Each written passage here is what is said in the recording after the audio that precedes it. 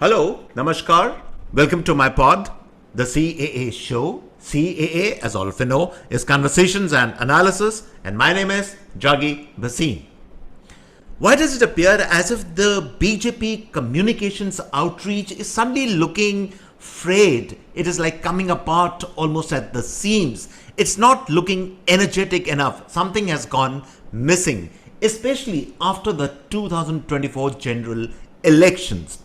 Why does it appear as if the communications outreach of the BJP resembles something of the old, what we used to see in 2014 and then after that in 2019? But what is probably required in 2024 is completely missing from the BJP communication network and the outreach. I'll give you a very interesting example. Yesterday, if some of you might have watched a debate on television, that is on the India Today channel, Headlines Today, and there was this debate in the 8 o'clock show, which is moderated by Rahul Gandhis, and the BJP lady spokesperson was in this debate with the well-known author Chetan Bhagat. There were others also in that debate. There was Sanjay Jha, the sympathizer of the Congress party, Rajiv Desai, another sympathizer of the Congress party, Rajat Sethi, who is more aligned to the BJP, but now I think is some kind of an independent voice. All these people were there. Something very interesting happened in that debate, which I'm going to talk about a little later, which sheds light on where the BJP is heading, what its spokespersons are trying to communicate, which to my mind is probably not working very, very well. I will discuss that in a minute, but three quick points I would like to make before I talk about this particular program and this entire podcast, which is based on this program. The three important points are that suddenly it appears that the choice of BJP spokesperson, to my mind, is probably not correct. There is something which has gone wrong completely out there. That's the first point. I will, of course, expand on this a little later. The second thing is that the entire thrust of their arguments on television suddenly lacks bite. Suddenly, it is looking more of the old, more of the same. Nothing new is coming out in these arguments. They're not exciting. They're not exciting enough. And number three is that the overall projection of the BJP, something has gone missing. It is no longer powerful. That entire fiercity, toughness, that excitement which used to be there in that projection, that has suddenly gone completely out of the window. I'm going to discuss all these issues, and I will first discuss that example which I talked about, that debate that happened yesterday on the India Today Headlines Today channel. But before I do that, I would urge all of you to please subscribe to my channel. You can see that red dot on your screen. Press that red dot and you become a subscriber. Subscription is, of course, completely free. And I promise you that the most exciting podcast, you will be privy to the most exciting podcast, and also like my podcast. That's very encouraging, and I would be very grateful for that. Okay, now let's go back to this main issue we were talking about. Now, in this debate yesterday, something very interesting happened. Chetan Bhagat, who all of you know, is of course a very well-known author, probably India's most successful author, and he's written a number of books. I also am an author, by the way. I have written 6 books, and therefore I'm not taking up cudgels on behalf of Chetan Bhagat, but something very interesting happened in that debate where the lady spokesperson from the BJP, she took on Chetan Bhagat, the reason being that Chetan Bhagat at one point in time probably was a BJP sympathizer, but now he finds a lot of merit in Rahul Gandhi, the projection of Rahul Gandhi, which is making his speeches. She took on Chetan Bhagat, and she said that Chetan Bhagat was no longer relevant. His books in the last few years had completely failed. He was no longer the author or the successful person he once was. I thought that entire whatever she was saying was a little over the top. That personalized comments, personalized remarks should not have been made. There was no point in running down whether it is Chetan Bhagat or for that matter any other person. It could have been me who could have been sitting there. It could have been you. It could have been anyone who's sitting there. One should not run down people in a public forum like that. And it got me thinking that this is not the only program. In program after program, in these spokesperson when they are coming now, a lot of spokesperson when they are coming on air, something or the other has gone missing, something or other is not working out well, and I'm going to talk about all that in this particular podcast. But two specific points, which was common to what the lady, the BJP spokesperson said yesterday, and which again is something which the other spokespersons are also constantly doing. Two fatal flaws, I would say. I would even go to the extent of saying these are fatal flaws. The first one is that when they are defending the BJP, they are citing data. Data after data, reams of data that, for instance, they keep talking about the Ujjwala scheme, the food grain schemes, the housing scheme, and on the face of it, nothing wrong with it. If the government is doing good work, you should project it. But here's the story, the real story. The fact is, we are all aware of these schemes. We are all aware of these social programs, these welfare measures, which of course have been hugely successful in the country. But we have been aware since 2014. We have been aware of this narrative even in 2019. But in 2024, people have had enough of this narrative. That's my short point. Too much of talking of data, too much of talking of the same schemes over and over again.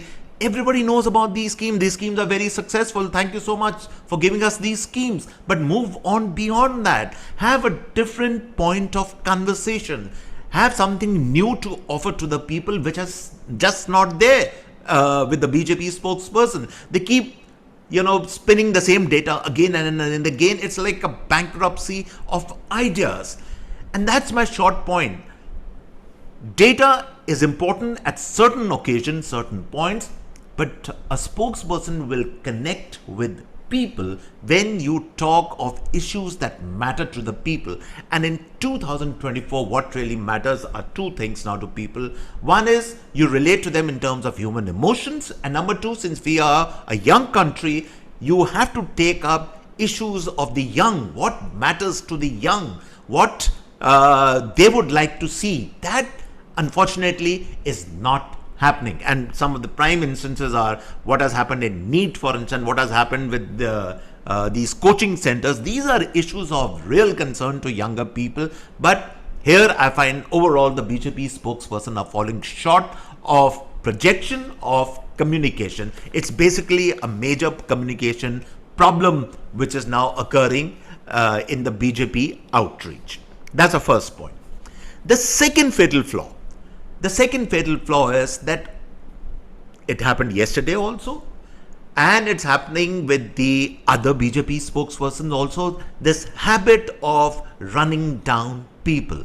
For God's sake, I request that please stop this running down of people on national television. Why do you have to run down people? Why do you have to defame people? Chetan Bhagat might be a literary writer or not. Maybe he certainly is a popular writer. I know maybe his books have some value or not. That's not the point.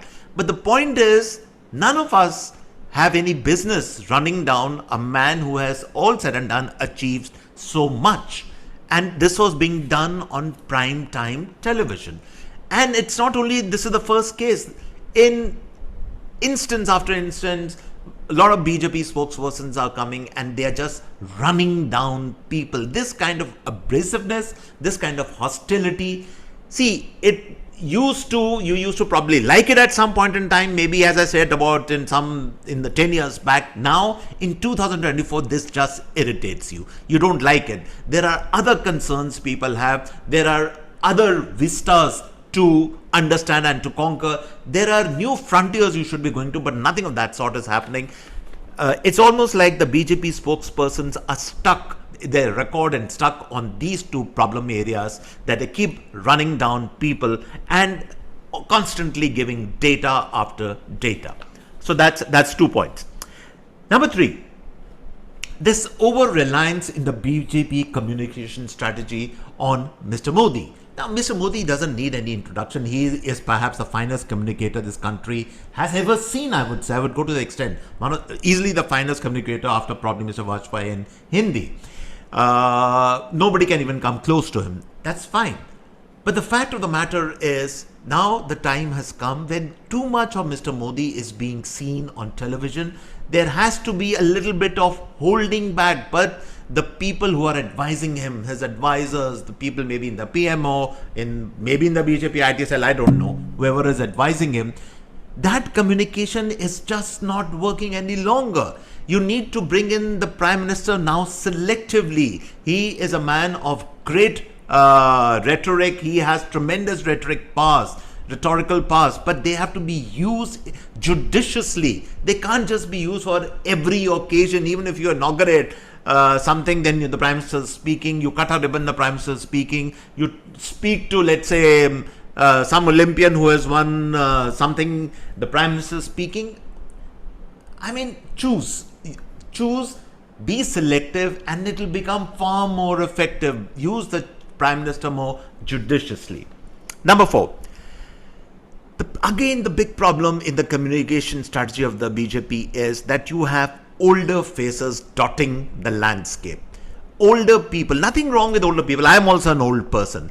But see, older people like me, if you do a podcast, we do analysis, it's all fine. But when you're on television by its nature is to an extent a young medium. You need younger, fresher people. You need people who are photogenic, people who have a lot of, as we say, a verve. They have a lot of energy. They are forceful but not abrasive. I keep saying forceful but not abrasive. People who know how to project themselves without being rude. Those are the kind of younger people you need, and they unfortunately are missing from the BJP pantheon of spokesperson. Maybe Shehzad Poonawalla is an honorable exception. Besides that, I don't see too many young faces on the BJP communications network, which is so unfortunate, because people by and large, and the feedback from the ground is that people are tired of the same old senior faces with the same old mannerisms, habits, rudeness, coming on air, and as I said, running down people. That strategy is not effective any longer. In short, what was effective in 2014, in 2019, in 2024, it is just not working. Now, let me take you back a little bit to the past, to the general elections, because there's a very important lesson which we have to learn from there, because that has a bearing on today and on the future role of the BJP. Now, there was something, a lot of people have analyzed what went wrong for the BJP during the general elections, and I really don't understand why nobody is analyzing in great detail the communications pitch of the BJP during the general election. It was completely all over the place. What had gone wrong? And then I'll sum it up for you in a couple of sentences. What had really gone wrong was that from A to Z, from morning to evening, all we saw was Mr. Modi in various fora, whether it was in a rally, whether it was holding a press meeting with editors of various channels, or whether it was giving interviews, or whether it was, when he went into that seclusion, when he went to Kanyakumari. There were stories and stories of Mr. Modi only. And in short, what really happened really was that there was an overkill, there was an overexposure of Prime Minister Modi. And I have said it again, he is a great communicator. He is a very forceful personality. He is probably the finest communicator you can come across. And yet that man has to be used, his powers have to be used judiciously. He has to appear when he is most needed. But whoever was advising him, as I said, we don't know who was advising him, but he was all over the place. And the net result was that it was a saturation of Prime Minister Modi during the election, and that unfortunately it registered nothing in the minds of people. And that is probably one big reason why, besides all the other reasons which people have analyzed, there's a lot of truth in all the other reasons, but this, to my mind, is also a very important reason why BJP lost some seats, because nothing was registering. When so much of overexposure happened, a point comes when you blank out. It was that kind of a scenario, and I don't know who's advising the BJP strategy, the communication strategy on this, but it completely failed out there. He was overexposed. Then the other big mistake which occurred during the general elections, I still remember that, and I thought it was a one-off thing, when the Prime Minister, to complete surprise and shock, I would say even, gave an interview to a liberal hard left newspaper called Financial Times of London. And I was wondering why, what was the need, but he gave that interview. Now, here's my short point. You give an interview to the Financial Times, you give an interview either to the New York Times or the Washington Post, you give to Times or to Newsweek, and he did give an interview to Newsweek also. You give it to any of these hard left liberal newspapers, media outlets, television channels, Reuters, whatever. And I promise you, take it from me, you will still not get any favors from these people. They will still never come in your corner. They will never come to your side. They might carry your interview, they might splice or cut and paste your interview, whichever, or edit it whichever way they want, but they will still negatively report about you. And it didn't stop only with the Financial Times interview. Then it was followed, as I said, by the interview to Newsweek. And suddenly the floodgates opened, and then all kinds of interviews are being given, starting from, again, liberal channels like ABP News and so many other of these are Indian liberal channels.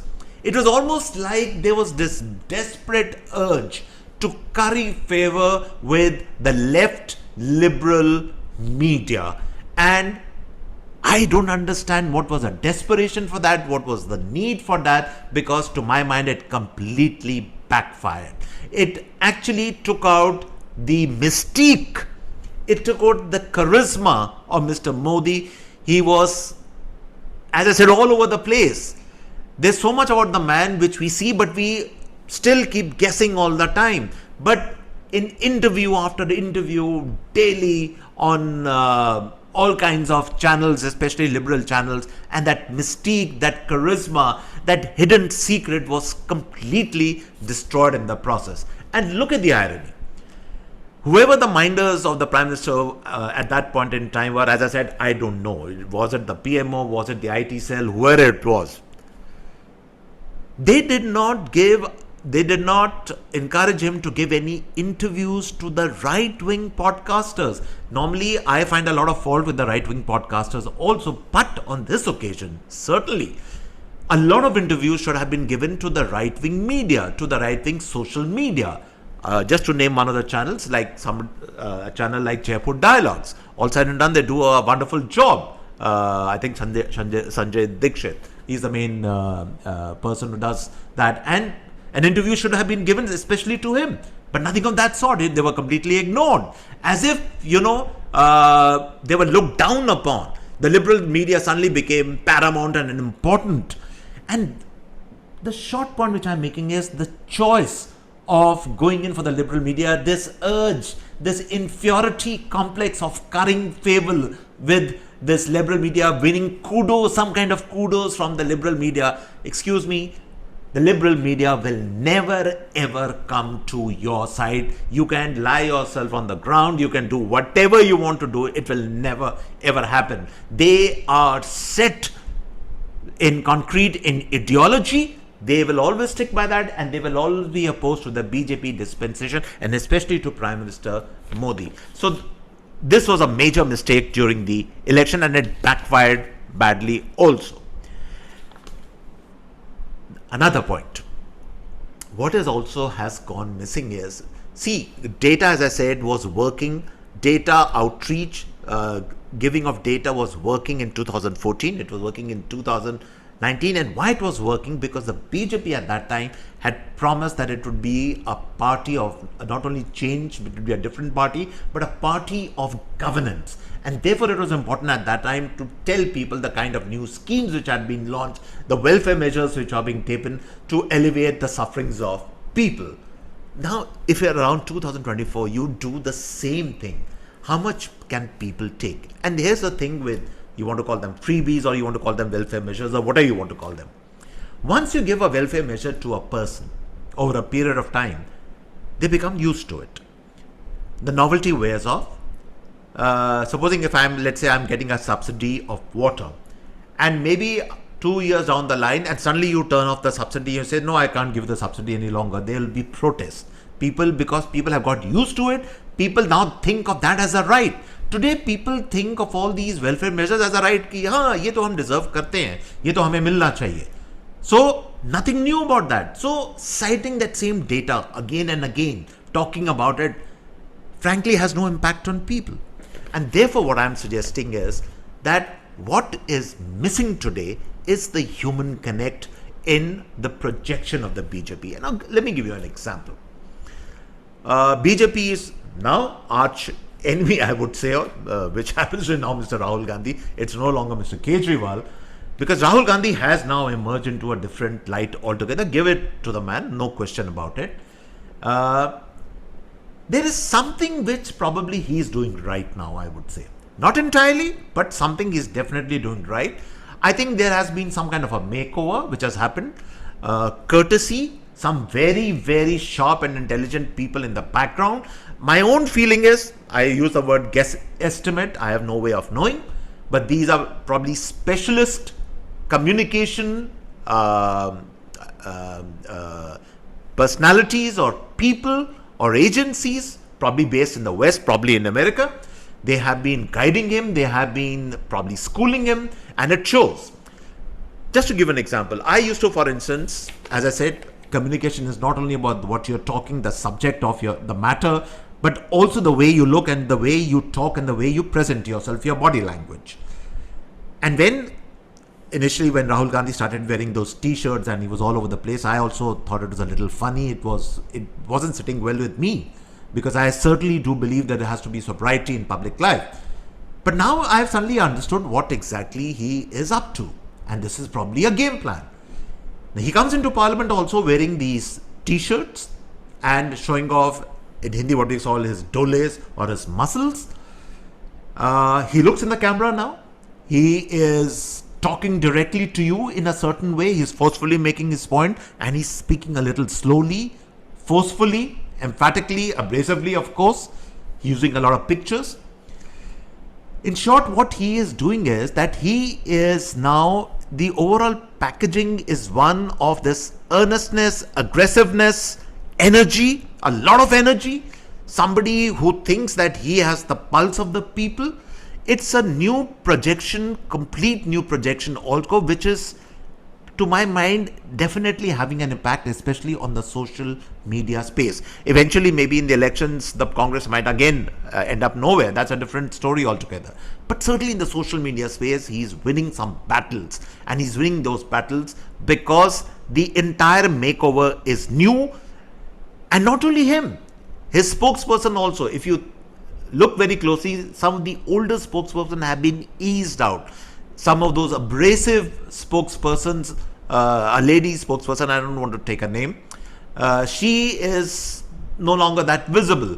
You have now younger, more telegenic, more forceful, not abrasive spokesperson who have entered the Congress pantheon of spokespersons, and they are making definitely a difference. So, as I said, the medium is the message. They are using this medium very, very effectively, and surprisingly, on the other side, that is on the BJP side, the effectiveness, the robustness, the enthusiasm, the energy has suddenly gone missing. And that is what is really happening, and that is what I think is really, really worrying. And the reason for this is very simple. There is only so much which the older generation, the torch they can carry. After a point, it is the younger generation who have to take up the cudgels to lead the fight. And there are no young people visible in the BJP any longer who can take up the fight. I talked about the spokesperson. As I said, most of them are old. They are not, I will not take names. I don't like to take names like this. But some of them appear, somebody looks like he's sulking. Another one appears who looks like he's about to get into a boxing ring with somebody. A third one appears who looks like he's going to sleep. Another one comes who can't even articulate properly. This is not the way to convey the message, your communication.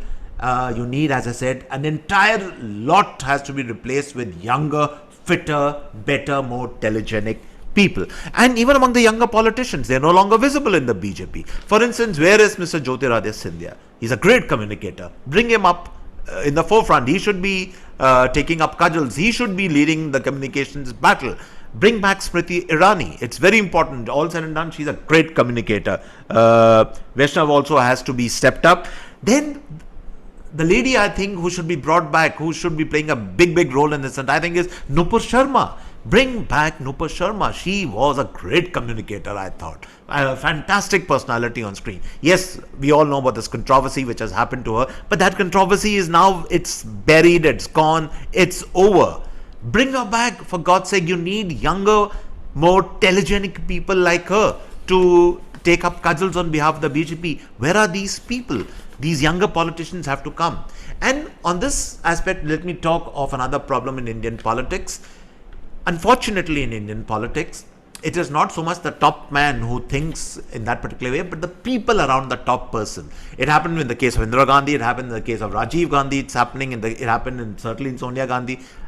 Maybe it's happening in the case of Mr. Modi also. The people around them says, oh, don't please project younger or different people because they will outshine you. So you go on communicating, you go on speaking everywhere. And that is a bad strategy. Believe me, that's a bad strategy. It always backfires in the end. And probably this is what we are seeing right now, that no other voice, no other personality is coming to the forefront. The younger leadership is not visible at all. It seems to be completely absent, and whoever is giving this advice is bad advice. It doesn't work like this. And therefore, let me then sum up in terms of the communication glitches, snafus, problems of the BJP, and tell you my own recipe of what good communication.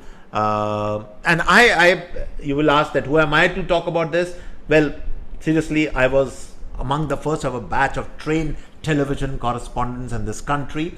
So I know a little thing or two about what television is all about. I've written 6 books, the 7th is on the way. I do theatre. I am in the communications game all the time, so I know what I'm speaking about. And therefore, I would suggest 2 or 3 things very humbly. Very humbly. And the first thing is that the communications game is an ever-evolving game. It doesn't stop at a point in time.